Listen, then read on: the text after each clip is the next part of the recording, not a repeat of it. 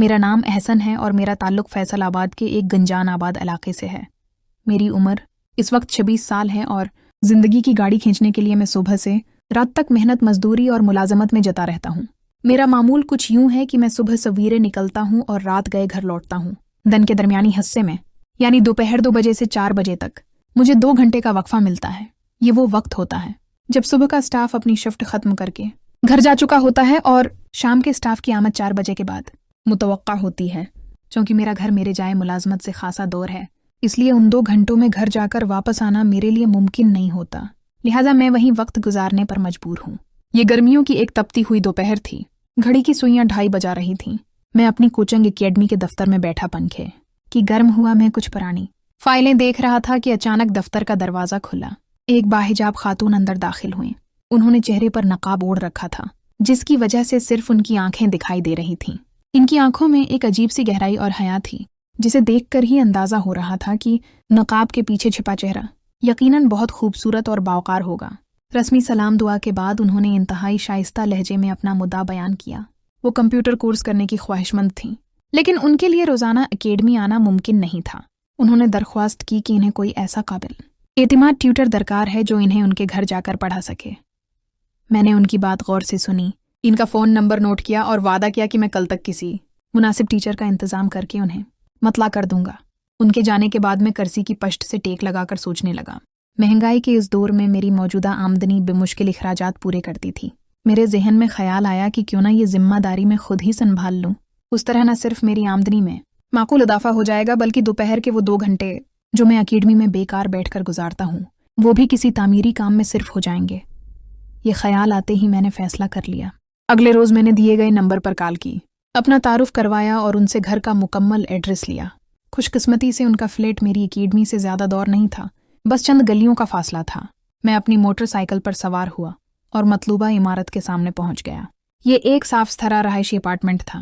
میں نے گھنٹی بجائی تو ایک ملازمہ نے دروازہ کھولا۔ میں نے اپنا تعارف کروایا تو اس نے مجھے عزت کے ساتھ ڈرائنگ روم میں بٹھایا اور انتظار کرنے کا کہہ کر اندر چلی گئی۔ کمرے کا ماحول انتہائی نفیس تھا۔ فرنیچر اور سجاوٹ سے مکینوں کے عالی ذوق کا پتہ چلتا تھا۔ کچھ ہی دیر انتظار کے بعد ایک خاتون کمرے میں داخل ہوئی۔ انہوں نے نماز کی چادر سے خود کو اچھی طرح ڈھانپ رکھا تھا۔ جیسے ہی انہوں نے چونک کر مجھے دیکھا، ان کی آنکھوں کی وہی شناسا چمک دیکھ کر میں سمجھ گیا کہ یہ وہی خاتون ہیں جو کل دفتر آئی تھیں۔ انہوں نے مہذب انداز میں سلام کیا اور سامنے صوفے پر بیٹھ گئیں۔ بیٹھتے ہی انہوں نے ملازمہ کو آواز دی، نسیم، مہمان کے لیے چائے بنا لاؤ۔ نسیم وہی لڑکی تھی جس نے دروازہ کھولا تھا۔ نسیم کے جانے کے بعد انہوں نے مجھ سے پوچھا، کیا آپ خود مجھے پڑھائیں گے؟ ان کے لہجے میں ہلکی سی جھجک محسوس کرتے ہوئے میں نے فوراً وضاحت کی، دیکھیں، اگر آپ کو مجھ سے پڑھنے میں کوئی بھی ہچکچاہٹ ہے یا آپ مطمئن نہیں ہیں تو میں ہرگز اصرار نہیں کروں گا۔ میں کسی اور ٹیچر یا خاتون استانی کا بندوبست کر سکتا ہوں۔ انہوں نے فوراً نفی میں سر ہلایا، نہیں، ایسی کوئی بات نہیں ہے۔ دراصل کل جب میں دفتر آئی تھی تو میرا خیال تھا کہ آپ کسی اور کو بھیجیں گے، لیکن آپ کو خود یہاں دیکھ کر بس تھوڑی حیرت ہوئی اور کچھ نہیں۔ میں نے اپنی صورتحال واضح کرتے ہوئے کہا، دراصل دوپہر کا یہ وقت میرے لیے فارغ ہوتا ہے۔ کل جب آپ تشریف لائیں تو وہ میرا آف ٹائم تھا۔ میرا گھر دور ہے، اس لیے میں یہ وقت ضائع کرنے کے بجائے اسے استعمال میں لانا چاہتا تھا۔ اگر یہ وقت آپ کے لیے مناسب ہے تو میں خود حاضر ہو جایا کروں گا، ورنہ آپ کی سہولت کے مطابق انتظام کر دیا جائے گا۔ انہوں نے اطمینان کا سانس لیتے ہوئے کہا، نہیں، یہ وقت میرے لیے بھی بالکل مناسب ہے۔ پھر انہوں نے فیض کے بارے میں دریافت کیا۔ میں نے جواب دیا، آپ فیض کی فکر نہ کریں، پہلے آپ چند دن پڑھ کر دیکھ لیں۔ اگر آپ کو میرا پڑھانے کا طریقہ سمجھ آئے اور آپ مطمئن ہوں تو فیض طے کر لیں گے۔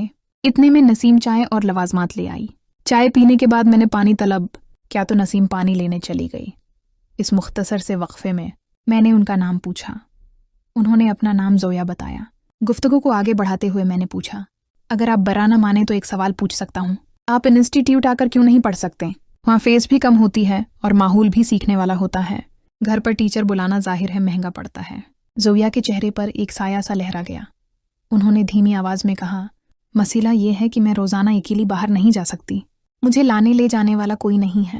میرے شوہر صبح سویرے آفس چلے جاتے ہیں اور رات گئے واپس لوٹتے ہیں۔ ان کا تبادلہ حال ہی میں کراچی سے یہاں فیصل آباد ہوا ہے، اس لیے ہم یہاں شفٹ ہوئے ہیں۔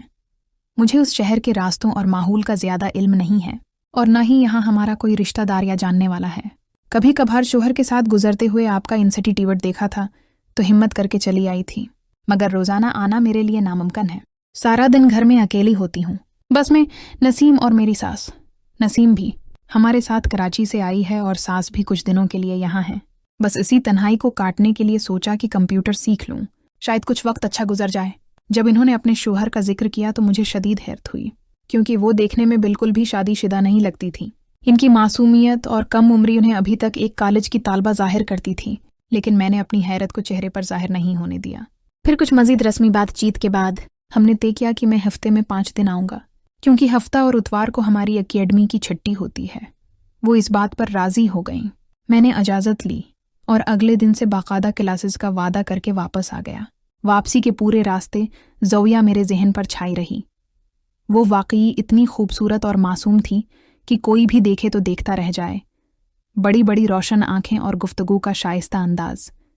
लेकिन एक बात मुझे खटक रही थी कि इतने नए माहौल में और घर में अकेले होते हुए उसके शोहर ने उसे कैसे इजाज़त दे दी कि वो किसी अजनबी मर्द को घर बुलाकर ट्यूशन पढ़े। खैर, मैंने सिर झटक दिया। इन बातों से मेरा क्या लेना देना। मुझे तो खुशी इस बात की थी कि मेरी आमदनी में इजाफा होने वाला था। अगला दिन जमा था और फिर 2 दिन की छुट्टी, इसलिए मैं नहीं जा सका।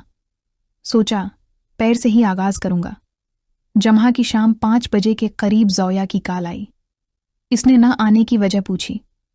मैंने माजरत करते हुए कहा कि आज कुछ ज़ाती मसरूफियत थी, इसलिए हाजिर नहीं हो सका। इंशाअल्लाह पैर से बाकायदगी से आऊँगा। फिर हफ्ता और इतवार भी गुजर गए। इस दौरान भी कई बार ज़ोया का ख्याल मेरे जहन के नहा खानों में अभरता रहा। पैर की सुबह जब मैं स्कूल गया तो अजीब सी बेचैनी थी। काम में दिल नहीं लग रहा था और बार बार घड़ी की तरफ नज़र उठ रही थी कि कब 2 बजें और मैं ज़ोया के घर जाऊं। वो दिन वाकई गुजारना एक इम्तिहान था।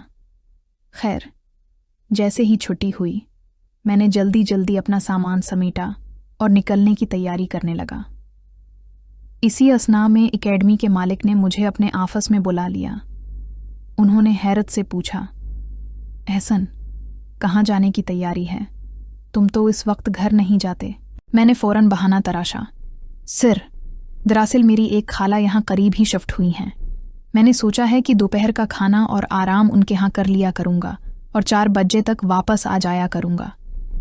मैं उन्हें ये नहीं बता सकता था कि मैंने उनके रेफरेंस से एक प्राइवेट ट्यूशन पकड़ ली है। इजाज़त मिलते ही मैं अपनी बाइक पर सवार हुआ और अपनी मंजिल की जानिब उड़ चला। जब मैं ज़ोया के घर पहुंचा तो सिवादो हो रहे थे। मैंने घंटी बजाई। जाने क्यों आज मेरे दिल की धड़कन तेज थी। घंटी बजाने के चंद लम्हों बाद ही नसीम ने दरवाज़ा खोला और मुझे अंदर ले आई। ड्राइंग रूम में बैठाने के बाद वो मेरे लिए ठंडा पानी ले आई। पानी पीने के बाद नसीम ने बताया, बाजी आपको अंदर बुला रही हैं। मैं उसके पीछे पीछे चलता हुआ ड्राइंग रूम से मुल्हका बेडरूम में दाखिल हो गया। कमरा इंतहाई नफास्त से सजा हुआ था और वहाँ भीनी भीनी खुशबू रची हुई थी। सामने बेड के करीब कुर्सी पर ज़ोया बैठी थी। इसने हमेशा की तरह अदब से सलाम किया और मैंने जवाब दिया।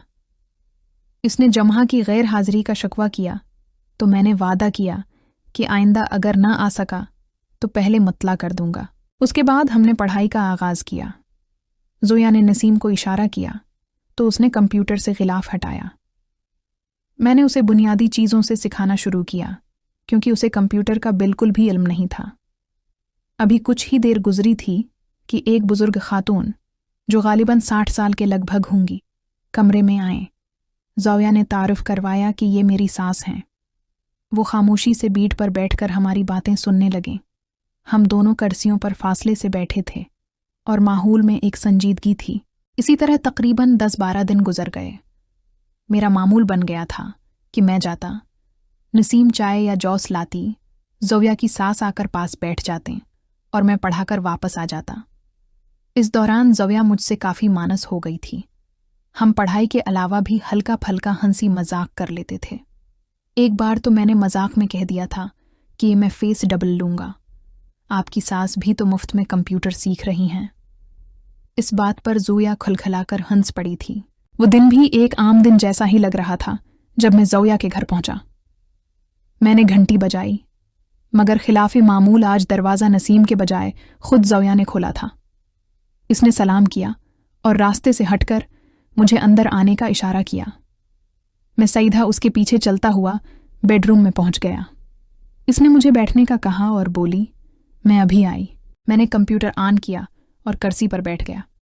आज घर में एक अजीब सी खामोशी थी।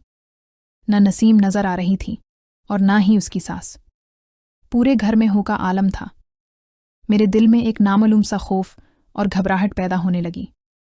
शैतान वसूसे डाल रहा था, लेकिन मेरा ज़मीर मुझे मलामत कर रहा था। एक गैर मर्द और एक तन्हा औरत बंद कमरे में। ये ख्याल आते ही मुझे पसीना आ गया। मैं अपनी सोचों में गुम था कि ज़ोया वापस आई।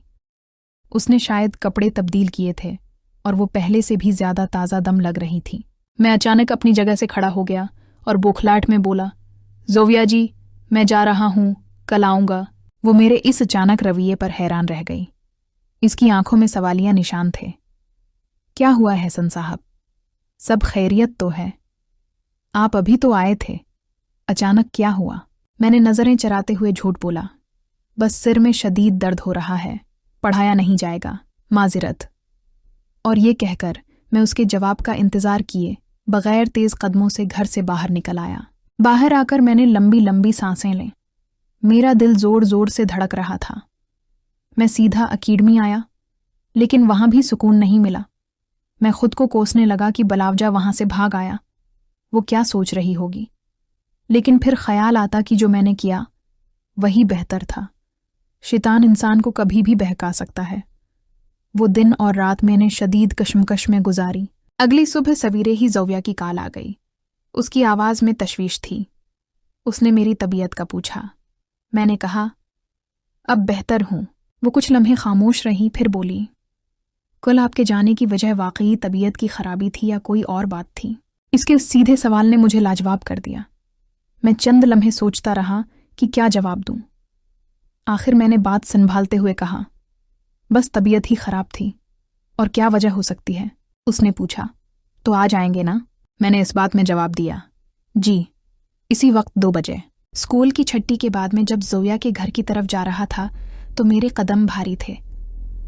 घंटी बजाने पर आज दरवाज़ा नहीं खुला, बल्कि हल्का सा धकेलने पर खुल गया। शायद वो पहले से खुली थी या कुंडी नहीं लगी थी। सामने ज़ोया ही खड़ी थी। इसने सलाम किया और मुझे अंदर ले गई।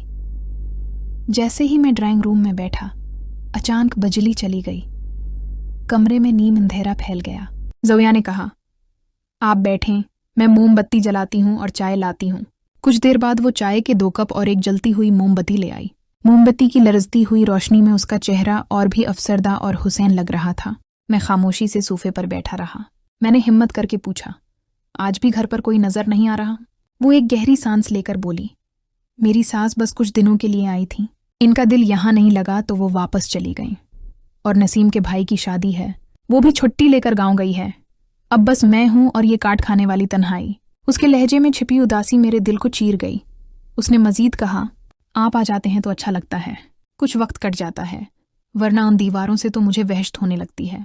कम उस कम कोई इंसान तो मिल जाता है बात करने के लिए। मैंने हैरत से पूछा, अगर आप यहाँ इतनी ही परेशान हैं तो कराची छोड़कर यहाँ क्यों आए? ज़ोया की आंखों में नमी तैरने लगी। एहसन साहब, मेरी शादी को 2 साल हो चुके हैं। मेरे शौहर एक मल्टीनेशनल कंपनी में बहुत अच्छी पोस्ट पर हैं, लेकिन वो अपनी नौकरी के साथ शादी कर चुके हैं। सुबह जाते हैं, रात को थके हारे आते हैं और फिर लैपटॉप खोलकर बैठ जाते हैं। कराची में फिर भी कुछ गनीमत था, वो मुझे थोड़ा वक्त देते थे। लेकिन जब से प्रमोशन के साथ यहाँ ट्रांसफ़र हुआ है, वो बिल्कुल बदल गए हैं। मैं शिकवा करूं तो कहते हैं, बस कुछ दिन की बात है, नया आफस है, सीट हो जाऊं फिर सब ठीक हो जाएगा। मगर ये कुछ दिन ख़त्म ही नहीं होते। कमरे में एक बार फिर खामोशी छा गई। बाहर से गुजरती गाड़ियों का शोर सुनाई दे रहा था। ज़ोया ने अपनी नम आंखें साफ कीं और मेरी तरफ देखकर मुस्कुराने की नाकाम कोशिश की। अच्छा छोड़े मेरी बातें, आप बताएं, आप कल और आज इतने डिस्टर्ब और उदास क्यों लग रहे हैं? सच सच बताइएगा, कहीं किसी लड़की का चक्कर तो नहीं है? उसने हल्के फल्के अंदाज में माहौल का बोझ कम करने की कोशिश की। मैं उसके सवाल पर मुस्कुरा दिया। मैंने एक लंबी सांस ली और संजीदगी से कहा, नहीं ज़ोया साहबा, ऐसी कोई बात नहीं है, न कोई लड़की है और न कोई चक्कर। मैं कल इसलिए चला गया था क्योंकि मुझे एहसास हुआ था कि आप घर पर अकेली हैं और ऐसे में मेरा यहाँ रखना अखलाकी तौर पर मुनासिब नहीं था। मैं आपकी इज्जत करता हूँ और नहीं चाहता कि कोई उंगली उठाए। ज़ोया मेरी बात सुनकर दंग रह गई। शायद उसे ऐसे जवाब की तवक्का नहीं थी। उसकी आंखों में मेरे लिए इज्जत और बढ़ गई। उसने धीरे से कहा, आप वाकई एक शरीफ इंसान हैं। मुझे खुशी है कि मैंने आपको मुंतखब किया। आप फिक्र न करें, मुझे आप पर पूरा भरोसा है। ये तन्हाई और ये सुन्नाटा मेरे लिए एक सज़ा है, लेकिन आपके आने से मुझे एहसास होता है कि दुनिया में अभी भी अच्छे लोग मौजूद हैं जो बिना किसी मतलब के दूसरों का ख्याल रखते हैं।